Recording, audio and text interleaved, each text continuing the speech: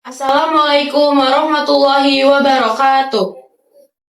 Halo guys, kita siswi dari SMA 95 Jakarta ingin membuat podcast tentang cyberbullying yang berjudul Memahami dan mengatasi serta menyuarakan keadilan terhadap korban cyberbullying. Sebelumnya perkenalkan, kami dari kelompok 2 kelas F115. Saya Hanesa Senja Priyandini sebagai host dan dua teman saya. Saya Anggun Yunita. Saya Eka Aulia Putri.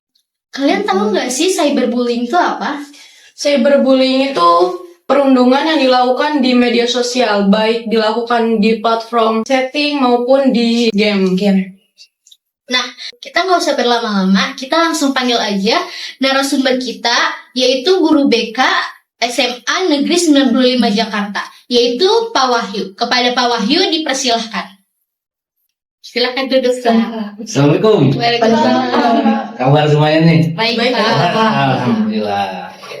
Silakan diminum, Pak. Ayo minum. Boleh diminum nih. Silakan. Ya. Minum dulu ya. Iya, Pak. Bismillahirrahmanirrahim.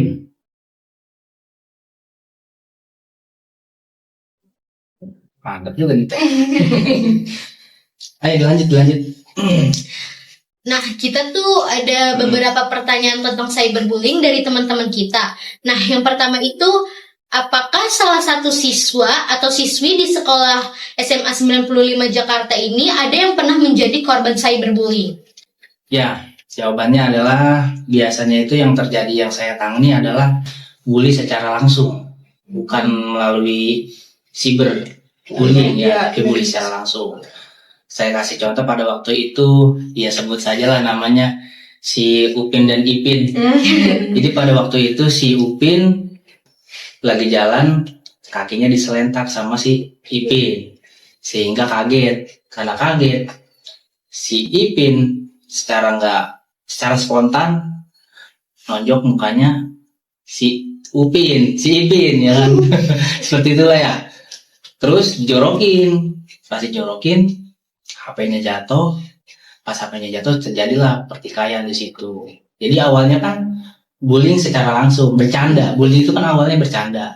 Kakinya disentak, mungkin bercanda, tapi dia nggak terima. Mungkin suasana mood hatinya salah satu temannya itu nggak bersahabat, kan moodnya lagi nggak enak, akhirnya berantem. Situ. Ya, itu salah satu contohnya. Ada jawabannya pernah. Nah, yang kedua itu, bagaimana sih sikap Bapak saat mengatasi siswa yang terkena perilaku cyberbullying?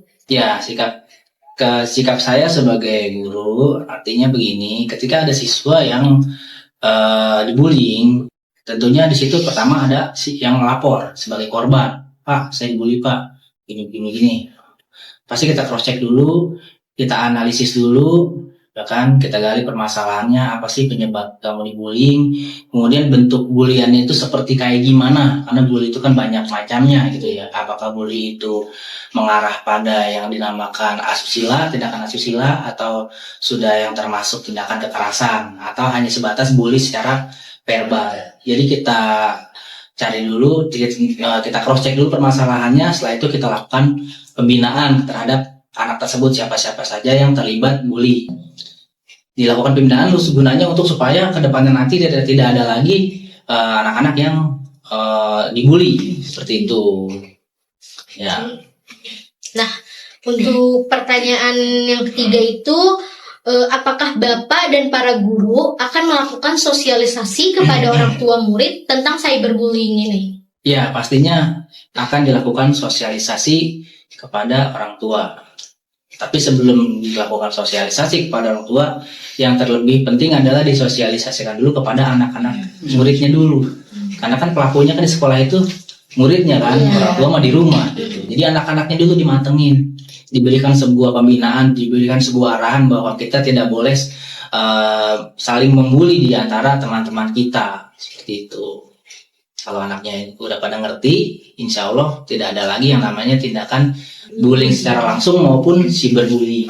Masih ada satu pertanyaan lagi buat Pak Wahyu. Ya. Menurut Bapak nih, bagaimana sih cara teknologi itu dapat membantu mencegah dan menangani cyberbullying ini? Ya, cara teknologi untuk mencegah dan menangani biasanya adalah teknologi itu berperan dalam bentuk mensosialisasikan secara lebih luas lagi tentang bahaya cyberbullying. Seperti itu. Jadi fungsinya teknologi itu adalah upaya untuk atau media untuk mensosialisasi bahwa cyberbullying itu adalah perbuatan yang tidak baik. Seperti kita pasang di status WA, di Instagram, supaya orang menyadari bahwa cyberbullying ini adalah perilaku yang tidak boleh dilakukan.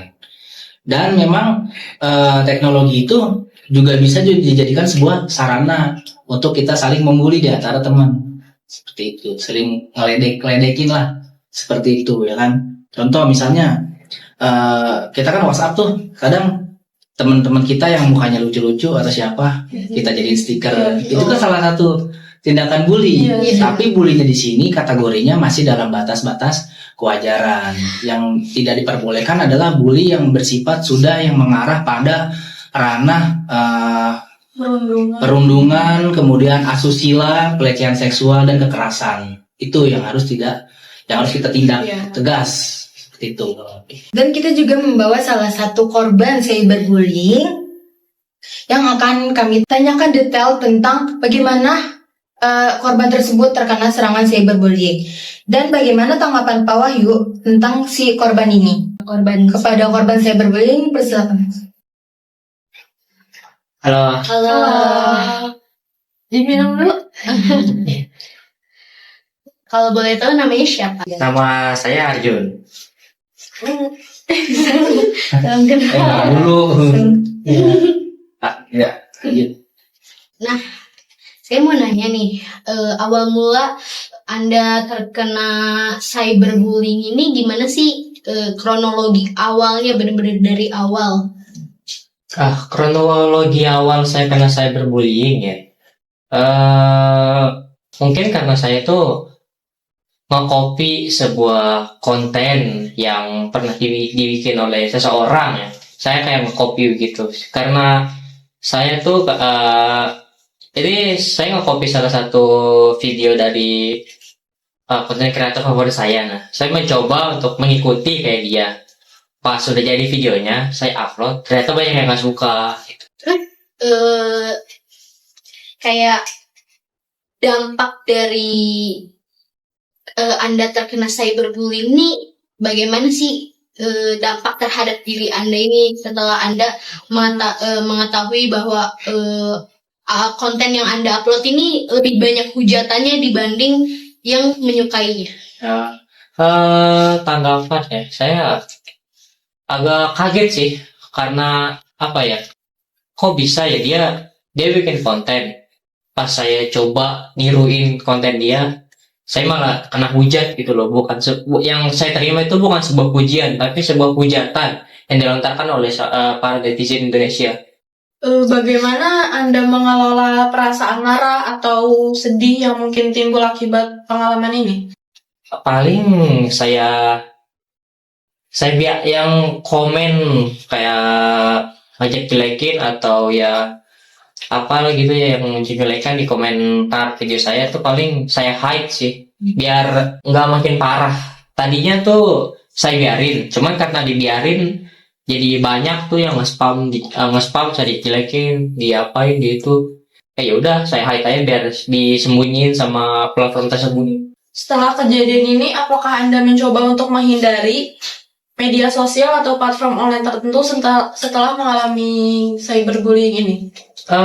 Enggak juga sih. Saya mencoba hal baru. Seperti kan tadi kan saya mengupload sebuah video dari konten yang saya sukai. Nah, saya mencoba kan.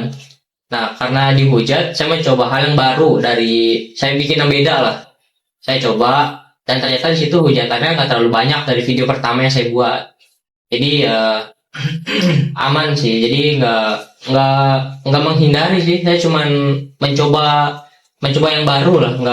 Nggak kayak nge-copy gitu deh. Kalau pelajaran yang Anda dapat dari serangan-serangan tersebut atau hujatan-hujatan tersebut tuh gimana? Maksudnya istilahnya pelajaran yang Anda pelajari setelah kejadian ini.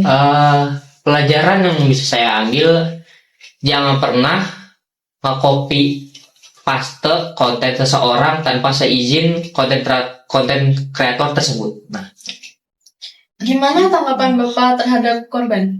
Ya, saya sebenarnya mendengarkan dialog kalian ini penasaran. Penasarannya, emang yang kamu tiru itu, yang kamu copy itu video apa sih? Yang saya tiru tuh video nge-record game-game gitu, Pak. Nge-record game. Iya. Jadi game orang direkod. Iya, dia jadi kayak main game gitu, main game terus ada kayak ngasih tahu buat pemula apa gitu. Tutorial Iya, gitu tutorial ya. game. Tapi itu punya orang lain. Iya, Jadi istilah ketangkasan kita bermain game secara gitu. iya, iya. Caranya gini. Nah, iya Terus kayak kamu upload. iya. Cuma di akun kamu. Iya. Lalu banyak orang yang bilang itu punya orang itu mah gitu. Nah, iya. Oh, seperti itu. Iya. Ya udah itu berarti pengalaman yang dapat kamu pelajari dan dapat kamu petik dari peristiwa itu. Jadi kalau emang mau ngupload, ya teknik kita sendiri gimana gitu ya. Lalu bagaimana pesan untuk kita semua agar terhindar dari serangan cyberbullying? Saran ya. Kalau menurut saya tuh kan kalau saya kan diserangnya tuh dari konten ya. Kalau buat orang lain mah saya nggak tahu ya. Mungkin buat pendapat saya tuh kalian bebas berkreasi atau apapun itu, tapi jangan pernah sekali-kali boleh menjiplak. Terinspirasi ya. Iya gitu. Ya boleh terinspirasi, tapi tidak boleh menjiplak. Nanti kalau menjiplak, seperti video pertama saya gitu loh, dihujat abis-abisan. Jadi mau nggak mau kita harus mencari inspirasi dari medsos atau media sosial yang luas ini, nah biar terhindar dari hujatan tersebut. Ya. Tadi pertanyaannya apa? Pesan dan Oh, iya. kesan tentang serangan cyberbullying menurut kita. Iya, jadi kalau kita di medsos itu, terutama untuk membuat konten, jangan sekali-kali kita namanya ada yang disebut menyindir seseorang dengan langsung nama. Tuh, menyebut nama. Jadi jangan ada sifatnya sindiran, menyebut nama yang menjurus pada satu orang. Karena kalau itu merupakan sebuah aib misalnya, itu bisa jadi orang-orang yang nggak seneng atau fans-fansnya orang tersebut bakal menyerang kita seperti itu. Jadi hindari yang namanya saling sindir menyindir, menyebut nama. Itu sih kalau saya perhatikan. Berarti intinya tuh lebih bijak lagi dalam menggunakan sosial media ya, Kak. Ya, lebih bijak lagi dalam menggunakan sosial media. Betul. Bagaimana cara Bapak mengatasi komentar-komentar negatif yang tidak baik di media sosial? Ya, kalau saya pribadi, kalau seumpama saya sebagai content creator ada yang berkomentar negatif, itu hal yang biasa menurut saya. Jadi kita nggak usah terlalu baper menanggapinya. Biarin aja gitu. Anggap itu sebagai motivasi kita supaya kita bisa lebih baik lagi dalam membuat sebuah karya. Lapang dada lah ya. Itu hal yang biasa. Ada pro dan kontra itu biasa. Itu aja sih menurut saya. Baik, terima kasih. Berarti kesimpulan pada podcast hari ini yaitu pencegahan dan penanganan cyberbullying memerlukan kerjasama antara individu, sekolah, keluarga, dan masyarakat secara luas. Ini termasuk mempromosikan kesadaran tentang masalah ini melalui pendidikan dan kampanye publik serta memberikan dukungan kepada korban. Dengan demikian, cyberbullying adalah masalah serius yang memerlukan perhatian dan tindakan segera untuk mengatasi dampak negatifnya terhadap individu dan masyarakat secara luas. Selesai sudah podcast kita pada hari ini. Terima kasih kepada narasumber yang sudah menjelaskan apa itu tentang cyberbullying, dan juga terima kasih kepada korban yang sudah menjelaskan dan memberikan informasi tentang cyberbullying. Maaf jika ada kesalahan kata. Kurang lebihnya mohon maaf. Wassalamualaikum warahmatullahi wabarakatuh.